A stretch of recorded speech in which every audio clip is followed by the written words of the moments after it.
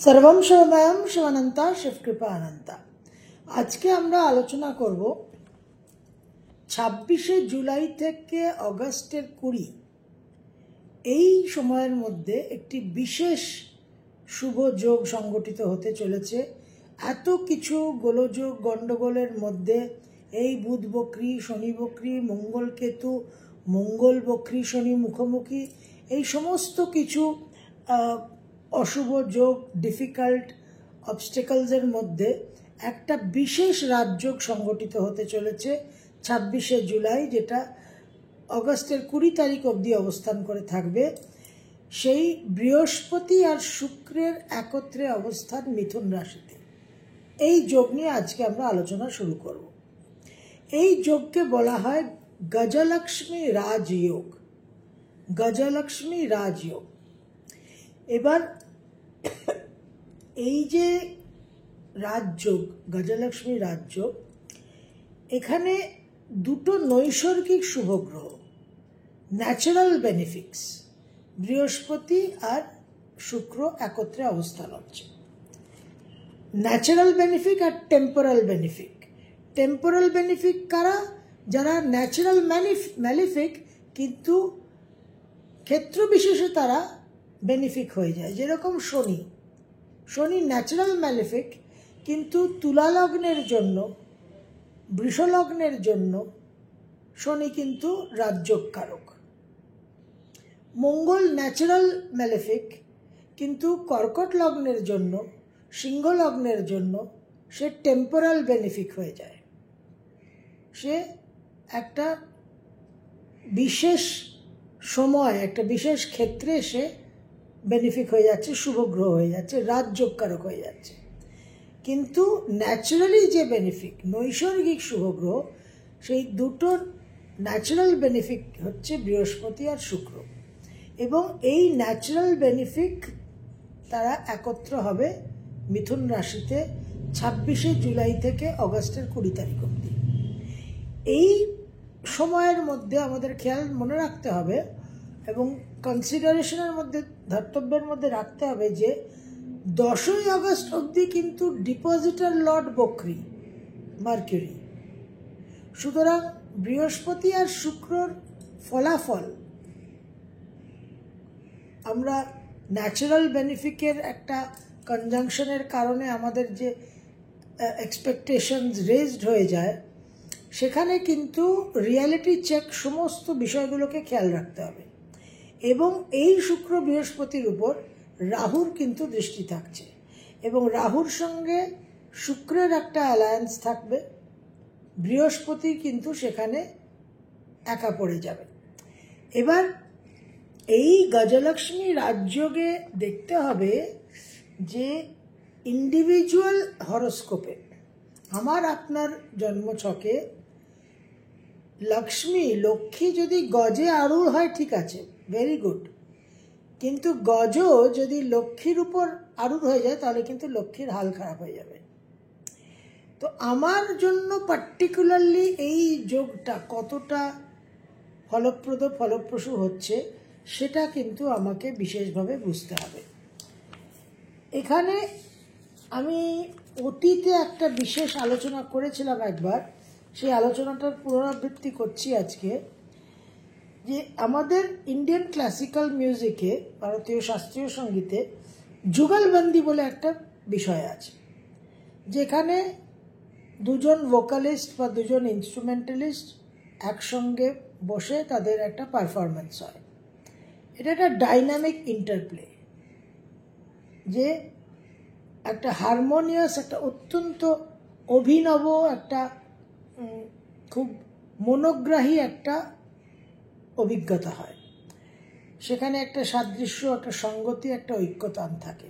এবং আমরা জানি সেখানে ভোকালিস্টদেরও হয়, ইনস্ট্রুমেন্টালিস্টদের তো বিশেষভাবে সেতার, সরোদ, তবলার এগুলো তো হয়েই থাকে, সরোদ আর সানাই, এগুলো আমরা আলী আকবর খান, তারপরে আপনার এর কি বলে বিসমিল্লাহ খান, এদের সমস্ত সব নানান রকম আর্কাইভসে আছে সব যুগলবন্দির পারফরমেন্স। তো আমজাদ আলী খান এবং বিসমিল্লাহ খান, যেসব নানান রকম মানে মানে অভিনব অভিনব সমস্ত পারফরমেন্সেস আছে। তো এটা একটা খুব হারমোনিয়াস ব্লেন্ড হয়, এবং এই যুগলবন্দি থেকে আইডিয়াটা নিয়ে পণ্ডিত যশরাজ তার জীবদ্দশায় যশরঙ্গি বলে একটা ইনোভেশন করেছিলেন। যে যশরঙ্গিতে উনি কি করেছিলেন, যে পুরুষ আর নারী, অর্থাৎ গলার আওয়াজ আলাদা হয়ে গেল, পুরুষ পারফর্মার, নারী পারফর্মার, দুই ভোকালিস্ট কণ্ঠশিল্পী, তারা দুজন দুটো ভিন্ন রাগ একই সঙ্গে গাইবেন এবং আলাদা আলাদা স্কেলে, অথচ সেটা একটা ভীষণই মনোমুগ্ধকর, চিত্তাকর্ষক, একটা ক্যাপটিভেটিং এক্সপিরিয়েন্স হবে। এতটাই একটা ইউনিক মিশ্রণ আর সমন্বয় ব্লেন্ডিং হবে যে mail voice female voice together, দুটো ভিন্ন রাগ ভিন্ন স্কেলে। এই যে একেবারে এই যে ডাইভার্সিটি, ইউনিটি ইন ডাইভার্সিটি বলতে আমরা যেটা বুঝি, এই যশরঙ্গির মধ্যে এই কনসেপ্টটা আছে। তো সেখানে বৃহস্পতি মেল প্ল্যানেট, শুক্র ফিমেল প্ল্যানেট, দুজনের রাগ আলাদা এবং একই সঙ্গে তারা আলাদা মাত্রায় পারফর্ম করে একটা ইউনিক ক্যাপটিভেটিং ফলাফল কিন্তু আমাদের প্রদান করতে পারে, যদি তাদের একটা সামঞ্জস্য থাকে আমাদের ইন্ডিভিজুয়াল হরোস্কোপ সাপেক্ষে। এবার রথী মহারথীর একটা বিষয় হয়ে যাচ্ছে, ক্ল্যাশ অফ দ্য টাইটান্স। এখন দুই পণ্ডিত, সত্যেন্দ্রনাথ বোস আর অ্যালবার্ট আইনস্টাইন, এদের যখন একটা কোলাবোরেশন হয়েছিল, তখন সেখানে কোনো দ্বন্দ্ব ছিল না, কোনো ফ্রিকশন ছিল না। সেখানে এতটাই অ্যাগ্রিমেন্ট ছিল, আন্ডারস্ট্যান্ডিং ছিল যে পদার্থের পঞ্চম অবস্থা, ফিফথ স্টেট অফ ম্যাটার আবিষ্কার হয়, যেটাকে বোস আইনস্টাইন কন্ডেনসেট বলা হয়। আবার বিশ্বামিত্র আর বশিষ্ঠ, এই দুজন মহাসিদ্ধ মুনি ঋষি, এদের মধ্যে এতটাই ইগোয়েস্টিক ড্রামা চলেছিল যে নানান রকম খুব সংকীর্ণ স্তরের ঘটনার বিবরণ আমরা পাই। তো এই বৃহস্পতি শুক্রর যে অবস্থান হবে 26 জুলাই থেকে 20 আগস্ট, এটা আমাদের জন্য বোস আইনস্টাইন কন্ডেনসেটের রেজাল্ট দেবে, না বিশ্বামিত্র বশিষ্ঠর সেই দ্বন্দ্ব তৈরি হবে। এখন ইন্ডিভিজুয়াল হরোস্কোপটা definitely is the final matter, কিন্তু শুক্র বৃহস্পতির যে নিজস্ব বৈশিষ্ট্য, নিজস্ব যে কোয়ালিটি, সেটা কিন্তু অত্যন্ত গুরুত্বপূর্ণ। এখানে ভোগ আর জ্ঞান মনে রাখতে হবে যে এই বিশ্বামিত্র আর বশিষ্ঠর যে উদাহরণটা উল্লেখ করলাম, এই কারণে করলাম কারণ দৈত্যগুরু শুক্রের কাছে যে মৃত সঞ্জীবনী বিদ্যা, সেই বিদ্যাকে ছলে বলে কৌশলে অর্জন করার জন্য দেবগুরু বৃহস্পতি কিন্তু তার পুত্র কচকে দৈত্যগুরু শুক্রের গৃহে পাঠিয়েছিলেন। দৈত্যগুরু শুক্রের কন্যা দেবযানীকে প্রতারিত করে ওই বিদ্যাকে সংগ্রহ করতে। তো এই যে একটা খুব আন্ডার কারেন্ট দুজনের মধ্যে, এই আন্ডার কারেন্টকে ওভারকাম করে, ইগোইস্টিক লেভেলকে ওভারকাম করে দুজনের যে শুভত্ব, নৈসর্গিক শুভগ্রহ হিসেবে দুজনের যে পারফরমেন্স অ্যাবিলিটি আছে, যে কোয়ালিটি আছে, আমাদের শুভ প্রভাব প্রদান করার যে ক্ষমতা আছে, সেটা কি আমরা পাবো? সেটা আমাদের হরোস্কোপে অবশ্যই একটু উঁকি মারতে হবে। এবং 10th অগস্ট অবধি মেজর পিরিয়ডটাই ডিপোজিটর লর্ড কিন্তু বক্রগতিতে থাকছে, উইচ ইজ ভেরি ইম্পর্ট্যান্ট, এবং রাহুর দৃষ্টি থাকছে। এখন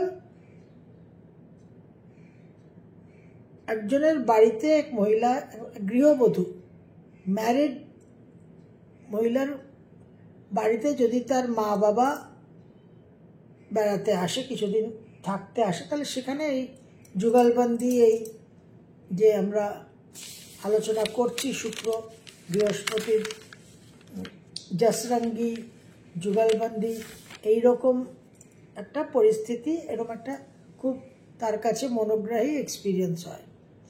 কিন্তু সেইখানে যদি তার শাশুড়ি এসে হাজির হয়, শাশুড়ি আর ননদ, সেখানে কিন্তু যুগলবন্দির জায়গায় নাসবন্দি হয়ে যাবে বা নোটবন্দি হয়ে যাবে। তাহলে এই শুক্র বৃহস্পতি আমার ইন্ডিভিজুয়াল ক্ষেত্রে যুগলবন্দি বা জসরঙ্গি হতে চলেছে না নাসবন্দি নোটবন্দি হতে চলেছে, সেটা কিন্তু বিশেষভাবে বিচার্য।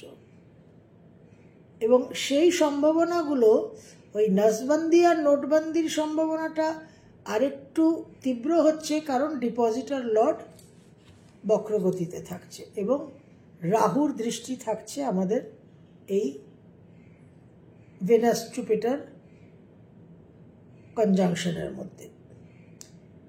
কিন্তু আমরা খুব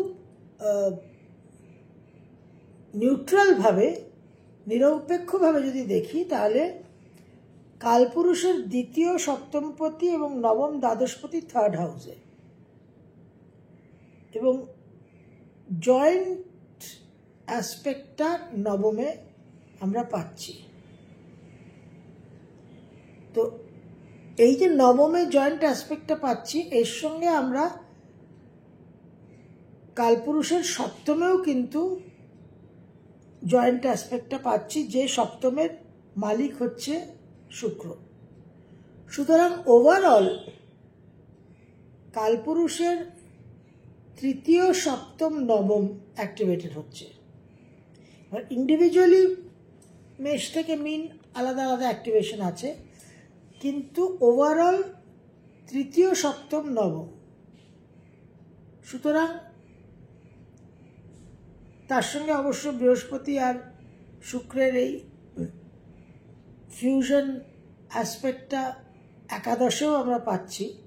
তো তৃতীয়, সপ্তম, একাদশ যদি আমরা ধরি, তাহলে কাম পুরুষার্থ কিন্তু অ্যাক্টিভেটেড হচ্ছে, এবং তার সঙ্গে নবম ভাব অর্থাৎ ধর্ম পুরুষার্থ। তো এমনিতেই শুক্র আমাদের ভোগ, সুখ, সমস্ত কিছু, এনজয়মেন্টের কারক গ্রহ, ফিন্যান্সের কারক গ্রহ, রিলেশনশিপের কারক গ্রহ, ফিমেল এনার্জি। সঙ্গে বৃহস্পতি আমাদের ভাগ্য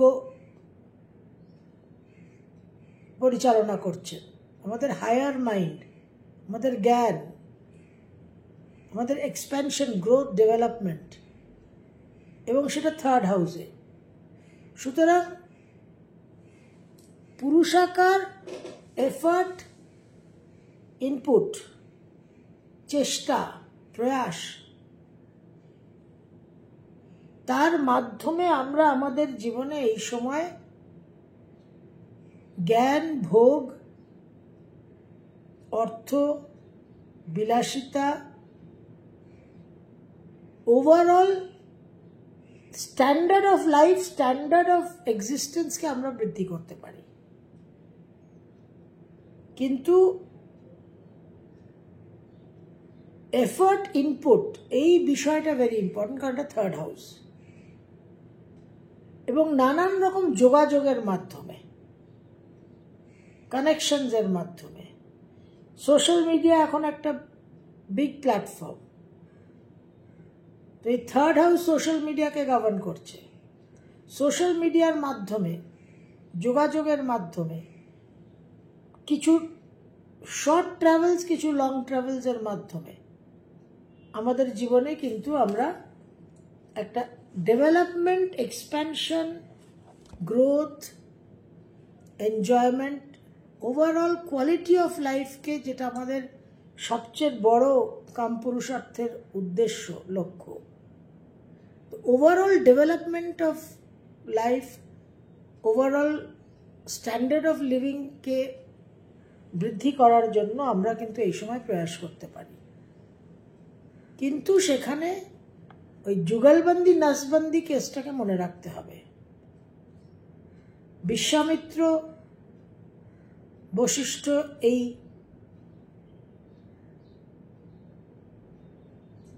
কনফ্লিক্টটাকে মনে রাখতে হবে। তো এই বিষয়গুলো অত্যন্ত গুরুত্বপূর্ণ। এবার আমরা যখন এই গান বাজনার কথা বলি, তখন আমরা একটা ভাষা ব্যবহার করি, সেটা হচ্ছে ডুয়েট। তো এই ডুয়েট মানে দুজনের পারফরমেন্স।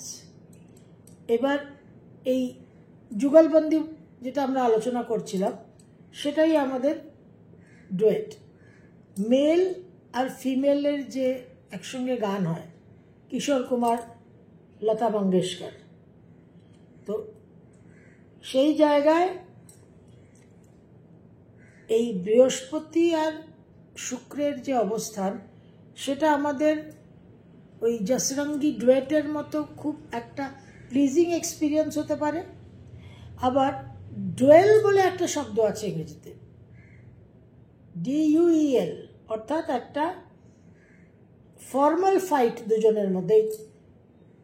অতীতে প্রাচীন যুগে তলোয়ার নিয়ে যুদ্ধ হতো, সেটাকে ডুয়েল বলা হতো। তো এই বৃহস্পতি আর শুক্রের অবস্থানটা আমাদের ইন্ডিভিজুয়াল হরোস্কোপে আমাদের জীবনে ডুয়েট হবে না ডুয়েল হবে, সেটা কিন্তু ইজ এ বিগ কোয়েশ্চেন। কিন্তু আমাদের প্রয়াস করতে হবে যাতে আমরা নাসবন্দি, নোটবন্দিটাকে আটকাতে পারি বা তার প্রভাবটাকে আমরা সীমিত করতে পারি, আর যুগলবন্দি, জসরঙ্গির প্রভাবটাকে যাতে আমরা ম্যাক্সিমাইজ করে, অপটিমাইজ করে জীবনে ওভারঅল কোয়ালিটি অফ লাইফকে বৃদ্ধি করা, জ্ঞান, ভোগ, ন্যাচারাল বেনিফিটের যে ন্যাচারাল ইম্প্যাক্ট, সেটাকে ম্যাক্সিমাইজ করার আমাদের প্রয়াস করতে হবে। আগামী ভিডিও থেকে আমরা মেষ থেকে মীন রাশির যে ফলাফল, সেই নিয়ে আমরা আলোচনা শুরু করব। সর্বম শুভময়ম শুভনন্তা শিবকৃপা অনন্তা।